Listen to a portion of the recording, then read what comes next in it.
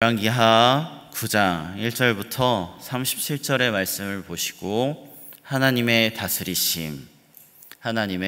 다스리심이라는 제목으로 말씀을 나누도록 하겠습니다. 세상을 살아가면서 이따금씩 느끼는 것이지만 때로는 이 땅이 하나님께서 창조하신 것이라는 사실을 잊어버릴 만큼 흉흉하고 악한 소식들이 난무하는 것을 우리는 보게 됩니다.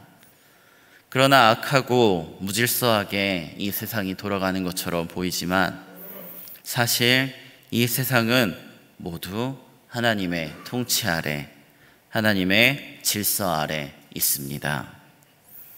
결정적인 순간에는 하나님께서 개입하시고 하나님께서는 이미 무대 뒤편에서 일하시고 계십니다. 그분의 뜻을 이루어가고 계시고 있으신 것입니다. 이스라엘 역사에서 가장 악했던 왕 아합의 가문을 심판하는 데 있어 하나님께서는 예후라는 장군을 사용하셨습니다. 절대 무너지지 않을 것처럼 견고하게 보였던 아합 가문을 그가 순식간에 무너뜨리고 유다의 아하시야 왕까지 제거하게 됩니다. 이것은 하나님의 예언의 말씀이 얼마나 정확히 성취되는 것을 확실하게 보여줍니다. 첫 번째로 하나님께서는 그분의 뜻을 성취하시기 위하여 예후라는 장군에게 기름을 부으십니다. 아람과의 전쟁에서 부상당한 이스라엘 왕 요람은 이스라엘에서 치료를 받고 있었습니다. 동시에 길르앗 라몬에서는 예후가 이끄는 이스라엘 군대가 계속해서 아람군과 접전을 펼치고 있었습니다.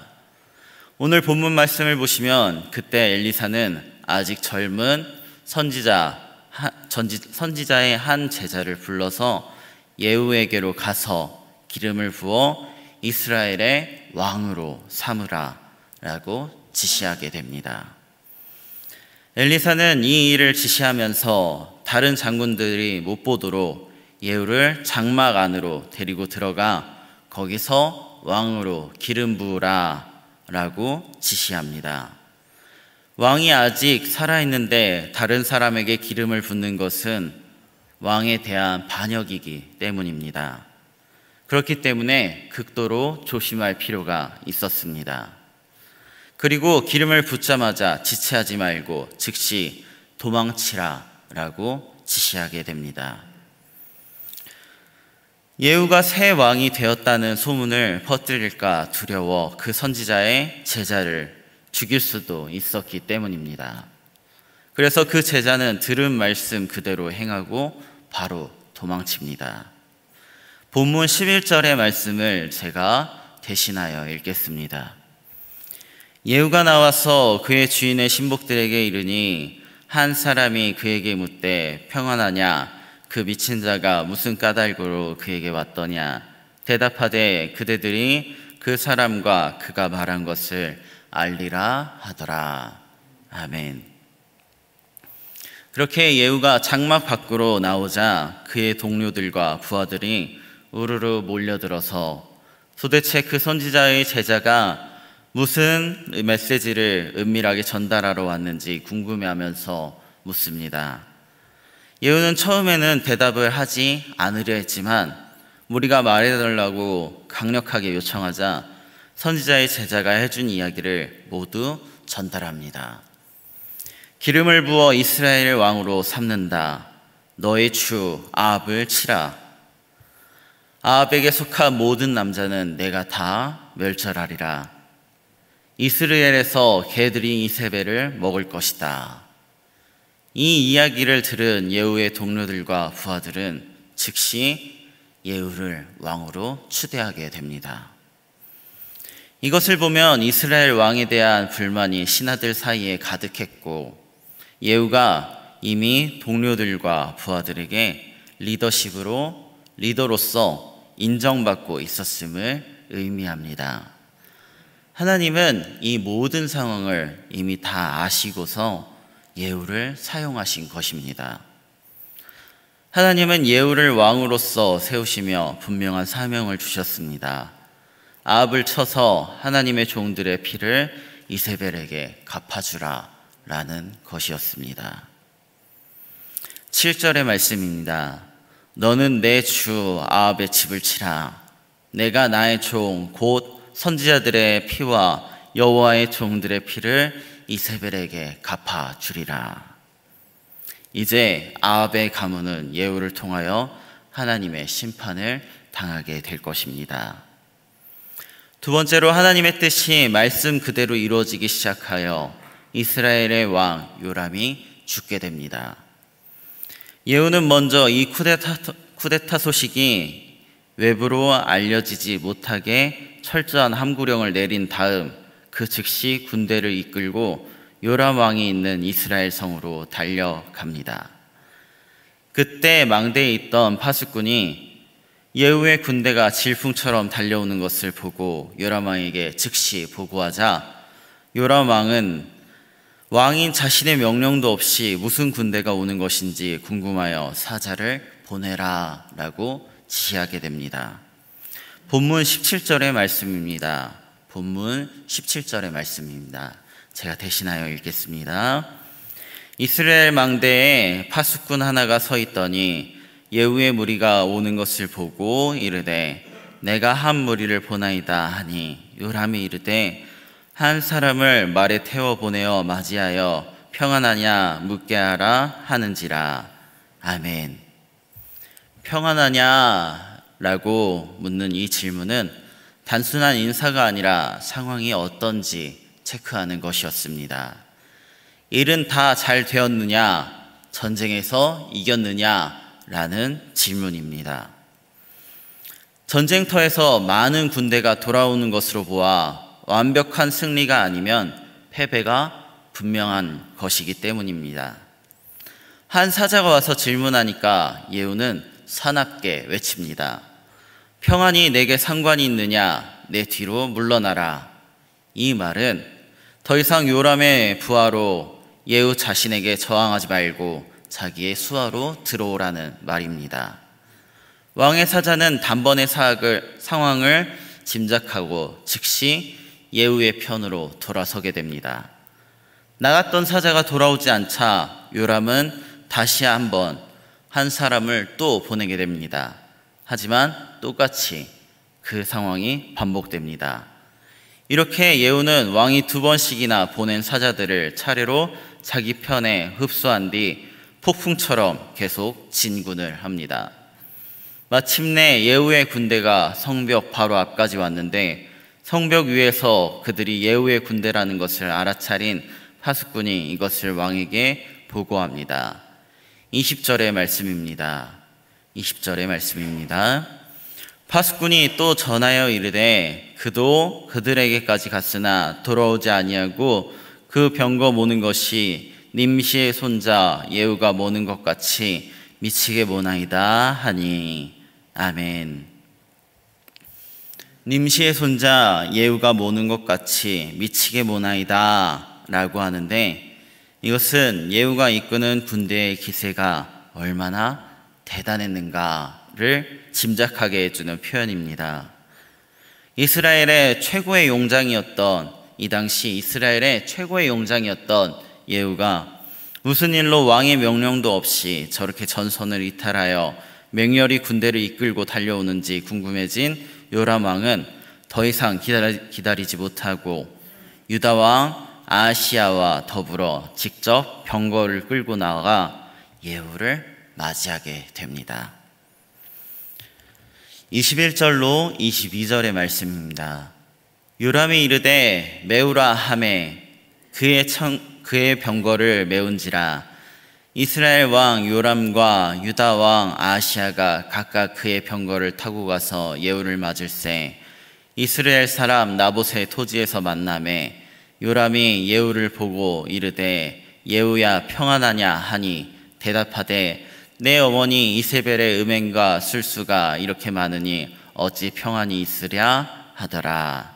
아멘. 요람이 예후에게 예후야 평안하냐? 라고 물은 것은 예후가 이렇게 전쟁터에서부터 급히 돌아온 데에는 뭔가 중요한 일이 있을 거라고 믿었기 때문입니다. 그래서 좋은 소식이든 나쁜 소식이든 빨리 듣고 싶었던 것입니다. 특히 좋은 소식을 기대했기 때문에 그렇게 물었을 것이겠지요.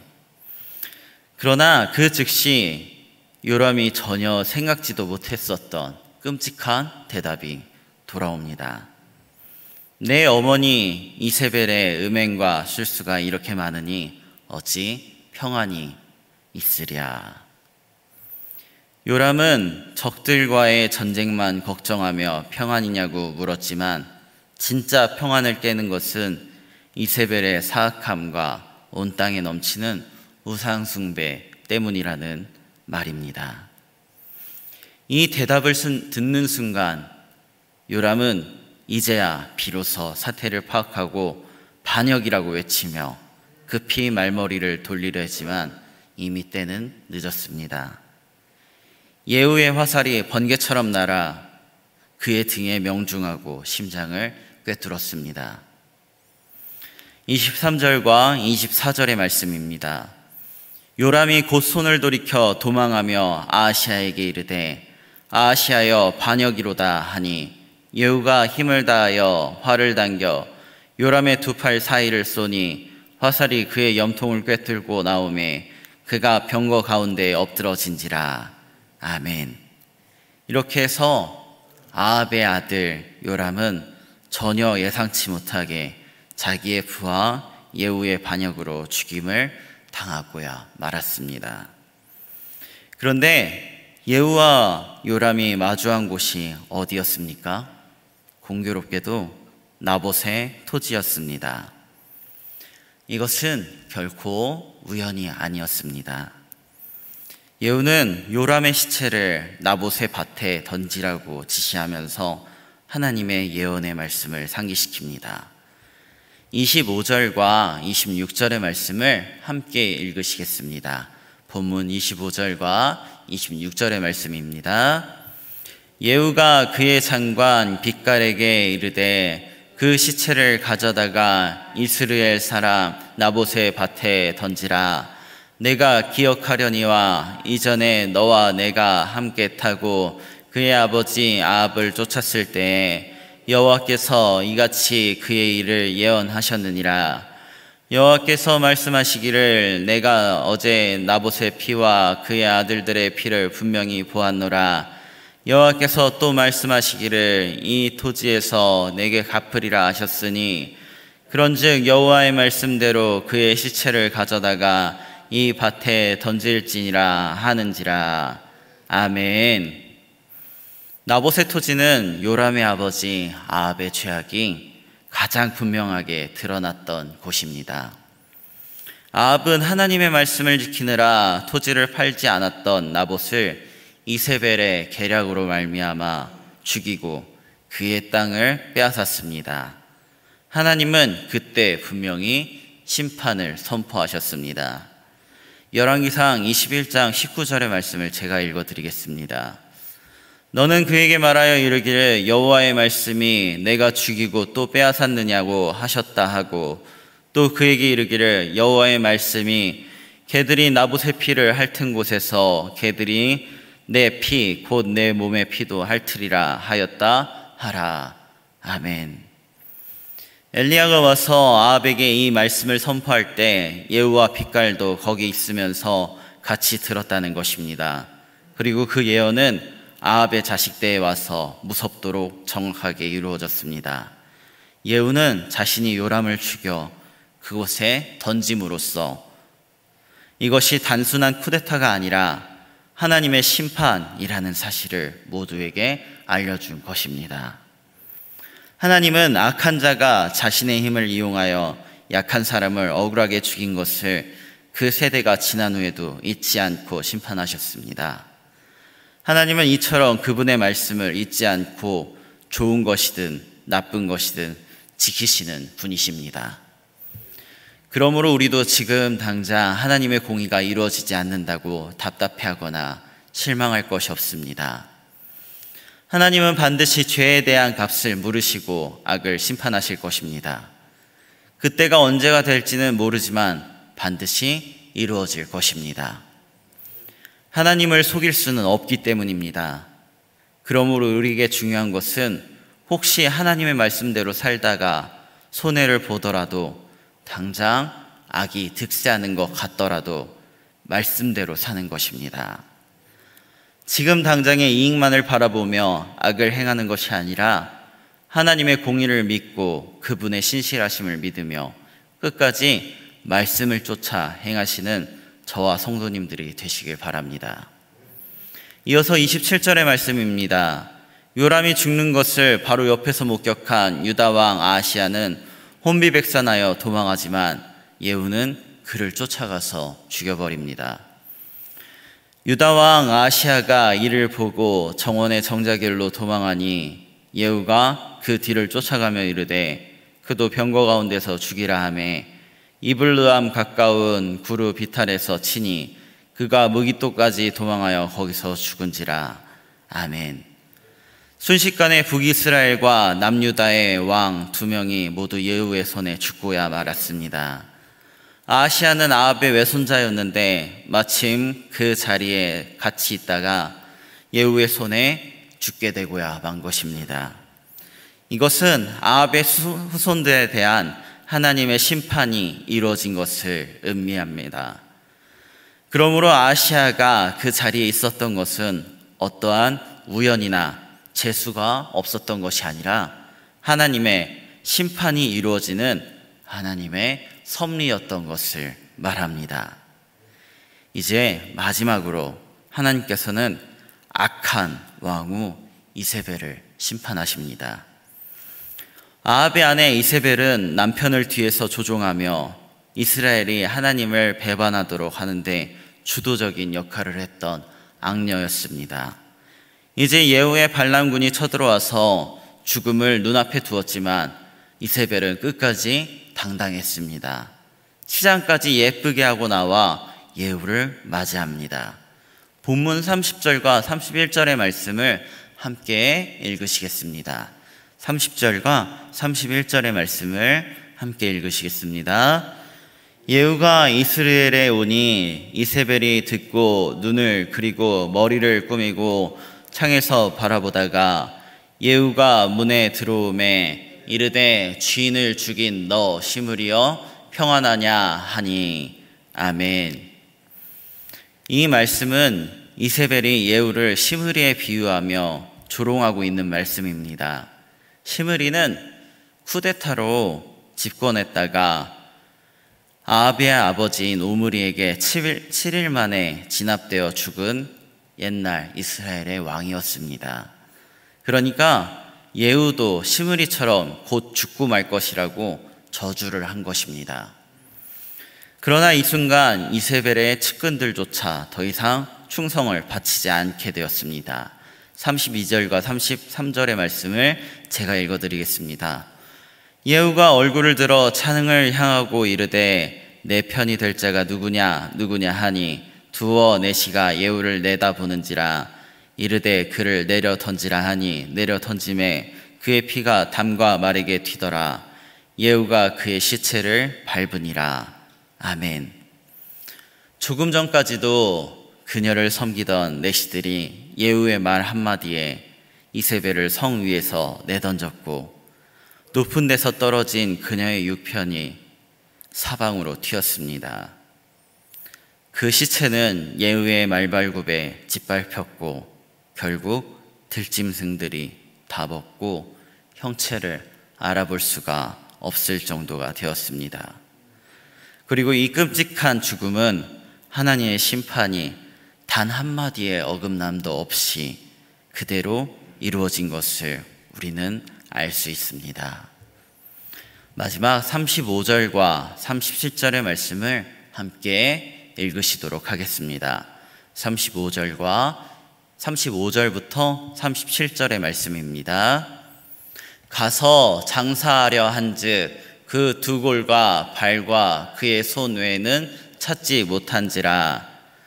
들어와서 전하니 예후가 이르되 이는 여호와께서 그 종 디셉 사람 엘리야를 통하여 말씀하신 바라. 이르시기를 이스라엘 토지에서 개들이 이세벨의 살을 먹을지라. 그 시체가 이스라엘 토지에서 거름같이 밭에 있으리니 이것이 이세벨이라고 가리켜 말하지 못하게 되리라 하셨느니라 하였더라. 아멘. 죽기 전까지 마지막 도끼를 다 내뿜으며 이세벨은 끝까지 뉘우치지 않고 허세를 부렸습니다. 그러나 그 어느 누구보다 더 비참하고 끔찍한 최후를 맞이하였습니다. 저 높은 궁정에 있던 사람들이 하나님의 말씀대로 하루아침 만에 이렇게 심판을 당한 것입니다. 이렇게 이스라엘과 유다에 일어난 급격한 변화는 엘리사의 제자가 하나님의 메시지를 예후에게 전달함으로 시작되었습니다. 그렇게 되자 마치 눈덩이가 불어나듯 순식간에 그 강대한 아합 왕조가 우르르 무너져 내렸습니다. 하나님께서 한 번만 움직이시면 역사는 이렇게 하루아침 만에 바뀔 수가 있습니다. 하나님이 우리의 삶도 툭 치시면 한 번에 바뀌어 버릴 수가 있습니다. 이 세상을 보면 여전히 악을 판을 치고 있고 악한 자들이 권력을 잡아 그들의 뜻에 따라 세계가 움직이는 것처럼 보입니다. 우리 주변을 보아도 그런 일들은 많이 일어나는 것처럼 보여집니다. 악한 자들이 더 잘 되는 것처럼 보이기도 합니다. 그러나 역사의 주관자이신 하나님께서는 분명히 선한 계획을 갖고 계십니다. 하나님의 때가 되면 분명히 뜻하지 않은 인물이 등장하거나 예상치 못한 일이 일어나 순식간에 악한 세력들이 무너져 내릴 것입니다. 그러므로 우리에게 가장 중요한 것은 우리가 언제까지나 하나님의 편에 서 있어야 한다는 것입니다. 저와 우리 강경제일교회 성도님들은 하나님 편에 서 있기에 힘쓰는 자들이 되시길 소망합니다. 기도하시겠습니다. 오늘 또 그 강대하던 아합 왕조의 심판을 통하여 이 세상 강대하던 모든 권세들이 하나님 앞에 선 모두 허망한 것임을 깨닫게 하시는 주님, 너무나 감사합니다. 저희들이 이제는 눈앞에 육의 눈으로 인하여 주님을 실망시키지 않을 수 있게 하옵소서. 그리고 이제는 믿음의 눈을 뜨고 말씀대로 믿음의 고백을 하며 주님께서 기뻐하시는 말씀대로 사는 삶을 살게 하옵소서. 그리하여 정말로 주님 편에 서는 참 성도의 삶을 사는 우리 강경제일교회 모든 성도들이 되게 하옵소서. 예수님의 이름으로 기도드립니다. 아멘.